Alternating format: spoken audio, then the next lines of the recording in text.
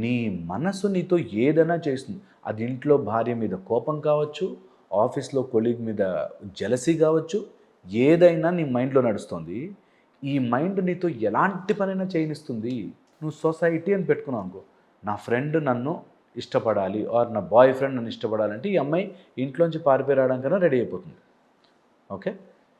ఆఫీస్‌లో నేను ఏదైనా పెద్ద పొజిషన్‌లోకి వెళ్ళాలి అంటే, అగో ఆమె చూసావా బాస్‌తో చాలా మంచిగా మార్కులు ఎంచుకుంటుంది, బట్టర్ రాస్తారా, ఈ టైప్‌లో ఉంటారు నా దగ్గరకు వచ్చేవాడు. అండ్ వాడు ఎవరైనా ప్రమోషన్ వస్తుంటే, వాడికేంది బాస్, వాడు ఆయనతో క్లోజ్ అయిపోయి నైట్ డ్రింక్‌కి వెళ్తాడు అందుకే అని ఒక టైప్ ఆఫ్ కాంప్లెక్సిటీ తయారు చేసుకుని, లేని ప్రాబ్లమ్‌ని సృష్టించుకుని, అక్కడెక్కడో 2, 3 ఎగ్జాంపుల్స్ దొరికితే చూసావా నేను చెప్పింది కరెక్టే అని అనుకుని అందులో పడిపోతారు. ఓకే. అండ్ ఇంకా వాళ్ళ నియత్, వాళ్ళ మంచితనము, వాళ్ళ లైఫ్, వాళ్ళ జీవితం అన్నీ పక్కన పెట్టి ఎదుటివాడు వాడి జీవితంలోకి వచ్చేస్తాడు. Your entire body has become them. వాడైపోయాడు ఇప్పుడు మొత్తం. వాడెందుకు నన్ను అట్లా అన్నాడో వాడి సంగతి చెప్తా అన్నాడంటే you are occupied by him. మొత్తం నీ జీవితం అంతా వాడైపోయాడు. అదే టైంలో రామ రామ కృష్ణ కృష్ణ అన్న గొప్పవాళ్ళు అయ్యేవాడు. అన్నిసార్లు వాళ్ళు తిట్టుకుంటారు. సో అందుకని ఇతరులని ఎప్పుడు సొసైటీ ఆర్ కొలీగు, ఇంట్లో ఒక వ్యక్తి ఎవరైనా సరే 100% మనం సాటిస్ఫై చెయ్యలేము.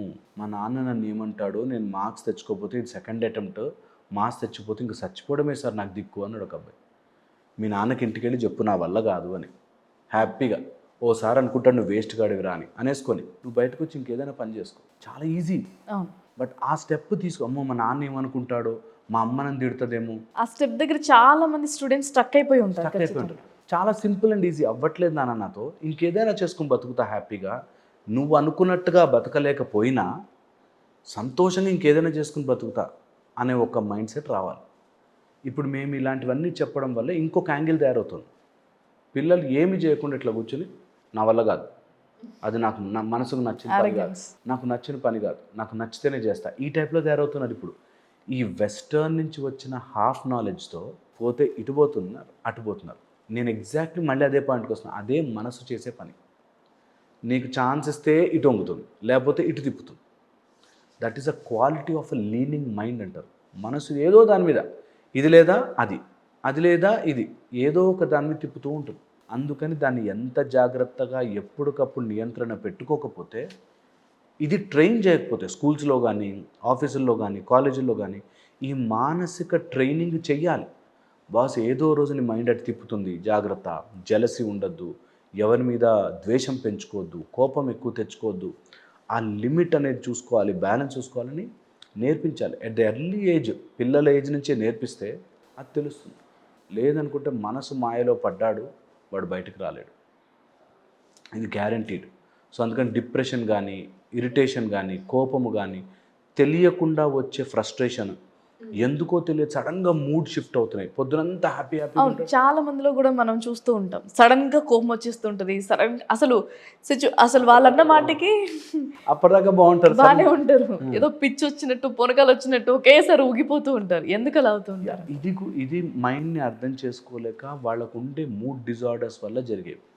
ఇందులో ఫిజియోలాజికల్ రీజన్స్ అంటే బాడీలో కొంత బీపీ ఫ్లక్చుయేషన్స్ అవ్వడము, గ్లూకోజ్ లెవెల్స్ తగ్గడము, వాళ్ళ ఫిజియోలాజికల్లో చేంజెస్ ఉండడము, అది వాళ్ళు గమనించుకోలేక, తెలుసుకోలేక, దాన్ని బయటకు ఎలా ప్రజెంట్ చేయాలో తెలియక అవ్వడము ఒక పద్ధతి.